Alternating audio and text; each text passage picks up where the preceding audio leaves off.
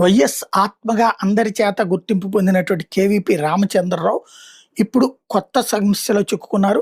Titanium లీజులకు సంబంధించి ఉమ్మడి ఆంధ్రప్రదేశ్ ప్రభుత్వం స్విట్జర్లాండ్‌కి చెందినటువంటి బౌత్లీ ట్రేడ్ ఏజీ కంపెనీతో కుదుర్చుకున్న ఒప్పందంలో కుట్ర మీద ఇంటర్‌పోల్ జారీ చేసిన రెడ్ కార్నర్ నోటీస్‌కి సవాల్ చేస్తూ వైఎస్ రాజశేఖర రెడ్డి సన్నిహితుడు కేవీపీ రామచంద్రరావు వేసిన పిటిషన్ విచారణార్హం కాదని సీబీఐ మంగళవారం తెలంగాణ హైకోర్టుకు చెప్పింది. పారిస్‌లో ఉన్నటువంటి interpole agency red corner notice జారీ చేసినా అక్కడే అప్పీల్ చేసుకోవాలి. టైటానియం కుంభకోణం వ్యవహారంలో red corner notice, provisional arrest warrant మీద తదుపరి చర్యలు నిలువరించేలా ఆదేశాలు జారీ చేయాలని అభ్యర్థిస్తూ కేవీపీ 2014 ఏప్రిల్లో ఉమ్మడి హైకోర్టులో పిటిషన్ వేశారు. ఇంటర్‌పోల్ రెడ్ కార్నర్ నోటీస్ ఆధారంగా తదుపరి చర్యలు తీసుకోవద్దని సిఐడి అదనపు డీజీని ఆదేశిస్తూ హైకోర్టు అప్పుడే మధ్యంతర ఉత్తర్వులు ఇచ్చింది. సీబీఐతో పాటు కేంద్ర హోం, విదేశాంగ వ్యవహారాల శాఖ సుమోటోగా ప్రతివాదులుగా చేర్చింది. పిటిషన్ మీద జస్టిస్ ఎన్ తుకారాంజీ మంగళవారం విచారణ చేపట్టారు. సీబీఐ తరపు న్యాయవాది టి. సృజన్ కుమార్ రెడ్డి వాదనలు వినిపిస్తూ టైటానియం ప్రాజెక్టుకు అవసరమైన అనుమతులు మంజూరు చేయడానికి కేంద్ర రాష్ట్ర ప్రభుత్వ అధికారులకు ముడుపులుగా 18.5 మిలియన్